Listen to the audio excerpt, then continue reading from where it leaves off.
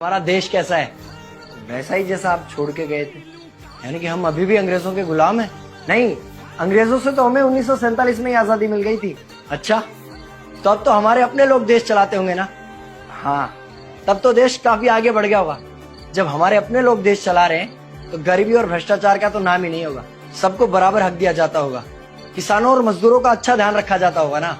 नहीं, ऐसा तो कुछ नहीं है। तो कैसा है बताना मुझे। कैसे हमारे अपने नेता, हमारे आजाद भारत के नेता, 100 साल हो गए मुझे गए हुए, बताना। हमारे अपने नेता वो तो अपनी जेबें भरने में लगे हुए हैं। आने वाली 7 पीढ़ियों को नहीं बल्कि 700 पीढ़ियों को ना कमा कर खाना पड़े उस चीज के इंतजाम में लगे हुए हैं।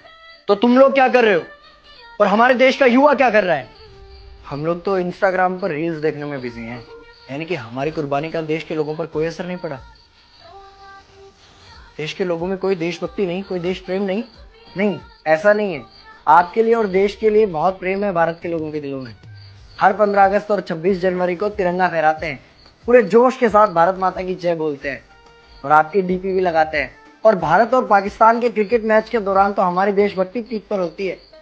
तुम इसे देशभक्ति समझते हो?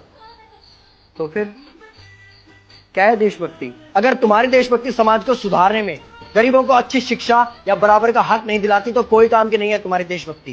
भ्रष्ट नेताओं और सरकार के खिलाफ आवाज उठाओ, लोगों को एकजुट करो। लेकिन अगर हमने सरकार के खिलाफ आवाज उठाई या नेताओं से सवाल पूछे तो हमें एंटी नेशनलिस्ट कहा जाएगा या हमें गद्दार करार दे दिया जाएगा।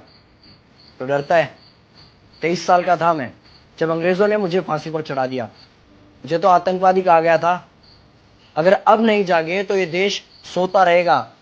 ये सरकारें, ये नेता देश को बेच खाएंगे। इस भ्रष्ट सरकारी तंत्र से लड़ो। देश को क्रांति की जरूरत है। क्रांति? यानी कि हमें हथियार उठाने होंगे, बंदूकें उठाने होंगे जैसे आपने उठाई थी? नहीं, हमारी क्रांति विचारों की थी। जब अंग्रेजी हुकूमत ने हमारी आवाज नहीं सुनी तो हमने और जोर से आवाज लगाई और अपने विचार रखे। और क्रांति केवल सत्ता को बदलने तक सीमित नहीं है, बल्कि इस भ्रष्ट अन्यायी तंत्र को जड़ से उखाड़ कर फेंकना है। पर ये होगा कैसे? अपने आसपास से शुरुआत करो। जो भी तुम्हें भ्रष्ट नजर आए उसके खिलाफ आवाज उठाओ, एक्शन लो। तुम्हारे टैक्स का पैसा नेताओं की जेब में जा रहा है, हिसाब मांगो।